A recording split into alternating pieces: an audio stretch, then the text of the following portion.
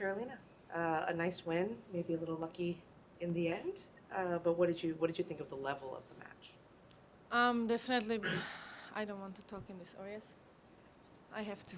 It's fine. Sorry. Both do. Yeah, sorry.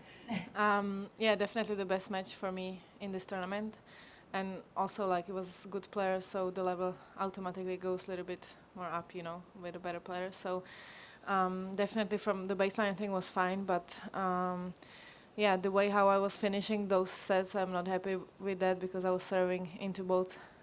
In the second one, I was serving twice, so even for the 15 up. So this, I don't think it can happen with my serve. Like anything is possible in tennis, but I just have to like serve a few times. I had a good rally once on my forehand, so yeah, they're a little bit unlucky, but yeah, this just not happy with the way how it finished, but happy that I in the end still stayed there, and the tie breaks, especially in the second one, was not easy because I had in my head that I had some match points and I had 5-2. So yeah, so happy that I stayed there and closed it in the second tiebreak as well.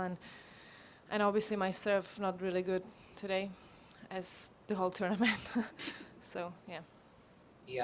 I know it was a close score tonight, but the head-to-head is now 6-1 between you and Garbi. It's I don't know. It seems like a curious one that you dominate so much in that head-to-head. What is it exactly about her game that you like, or what? How do you think you guys match up so that that's the head-to-head?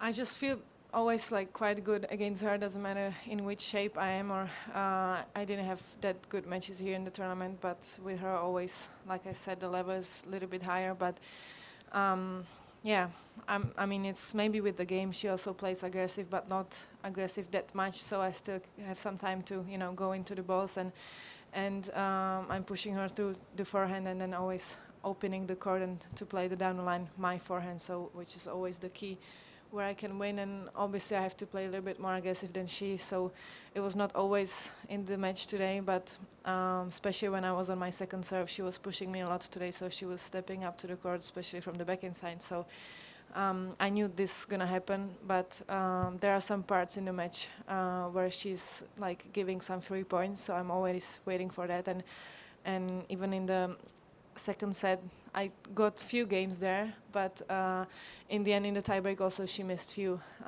easy forehands, I think, too. So she can also play great tennis, but also some mistakes can come easily. So I'm always waiting for those chances. What do you think was the issue in the second set? Two chances to serve it out.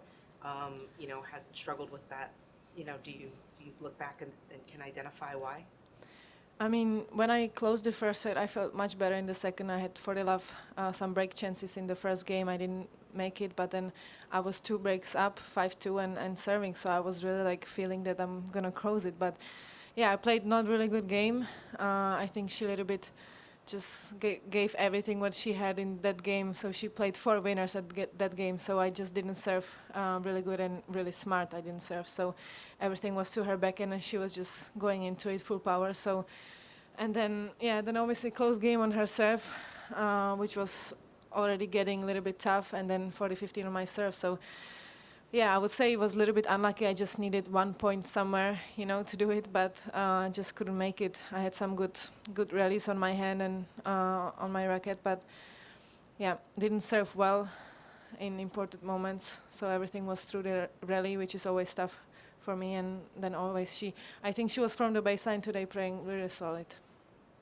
You were saying yesterday about how you're one of the few women on tour that can kind of rely on their serves generally, and you can hold. That's an advantage that you have over a lot of other women, and it's true. There's not many women that base their game around their serves. I just wondered, when you were developing as a young player, was there someone that said to you, "It's very important, Karolina, that you have a great serve because not many women do"? And how did you develop it? I mean, everybody has something, so with me it's the serve, and I always had a like kind of good serve, not that good as it now or for the last few years, but so it's my biggest weapon, and I just feel it when I need some like points or there are some break points down, I can serve well in those moments, which is always big plus, and which is always important that I can have that free point, so not many girls can do that, and even the girls can have good serve, but they just not doesn't serve well in the important moments. So and I'm able to do that, so I'm really happy for that. And we are just trying to take care of the serve and still practicing. And yeah, even though some tournaments is just not great, but a lot of matches I won because of my serve. But is that just Even tournaments, not only matches. Yes. But is that just like something that's just happened, that's luck, or is that something that maybe when you were like 6 or 7 years old, because I know Venus and Serena, Richard said that it was so important that they developed a big serve, and it's such a weapon for both of them, and that started when they were very young. Was it similar for you? I mean, not really. I don't remember in the young age that we would really like talk about serving, but we were both pretty tall already when we are smaller. So, and even Christina, she's lefty, so even if she would not be that tall, I think every lefty serve is just tough, you know. So, but with age, when we are getting taller and bigger and older, then we knew the serve is quite important. So we are just taking care of it and practicing and still improving it. How natural of a stroke is it for you? Like with the serve? It's absolutely natural. So Just yeah, and I don't even use any power, which that's why maybe I just it's just a swing, you know. So that's why maybe I cannot go over. I think 186 is probably my fastest serve, which is not that much, you know. So there are girls which can hit 200 or more than 190. So, but it's probably because I'm just like not using any power in the serve. So it's just like all my strokes. It's just more like everything natural, just swinging easy. it's pretty Well, good. backhand sometimes not swinging easy, but But I was going to say, because obviously with the serve, a lot of players will develop, shoulder pain or have to ice their shoulder. I never really see you with an ice pack or anything. It's really just a natural swing. yeah, I have some, like if there's some long match or some tough match and I'm serving a lot of, going through a lot of second serve, then it's obviously for the shoulder it's tough, but I don't have any shoulder problems and any hand problems, so it's more like probably it's because I'm not using any power and it's just like naturally going, so yeah, it's not hurting anything so far. This surface is a little bit slower, as we know. But it also gives you time. Against a hitter like Muguruza, maybe you have a little bit more time to get behind the ball. Is it too slow for you? Is that a good thing for you sometimes? Well, I'm not sure about the conditions here this year. I feel it's totally different compared to last year. Maybe it's because it's more hot this year, but I don't feel like it's that slow, So together with the heat and with the balls, I think it's like the court are pretty fast. It's not like, let's say in Melbourne, the court were amazingly fast, but here it's just like stopping a little bit. But with the balls together, you just have to always like push, because otherwise you're gonna do mistakes and everything is flying so much. So you just still have to like be pushing and going against the ball, otherwise you're gonna miss. So I think I have the feeling that the first one who is pushing here and playing more aggressive is winning the points, because then, like if you are back and just waiting for a mistake, you're just gonna do the mistake. So. And definitely it was the key today against her, because I know she can really hit good when she has also time. So I just didn't want to give her any time today. Sveta next, different opponent. Not an easy matchup. Yeah, we had 2 matches, 2 times 3 setters, and two times was really tough. So definitely I'll take positives from the matches what I've played, because even the second one I lost, I was up, I was serving into the match, I think, and I was 30 love or something like this. So, and it was also in tough conditions for me in Singapore. It was quite slow, so expecting similar one here, but yeah, I have to play well. So it's more same for me, like this tournament. Everyone is a little bit better on backhand, so I just keep the same game plan and have to be aggressive enough going into her forehand and don't let her play, otherwise she's gonna let me run. That's what she probably wants to do. So yeah. What do you make of Sveta's resurgence lately? I think she said after one of her matches on centre court, she said she'd fallen in love with the game again, and she won her first Grand Slam 15 years ago or something.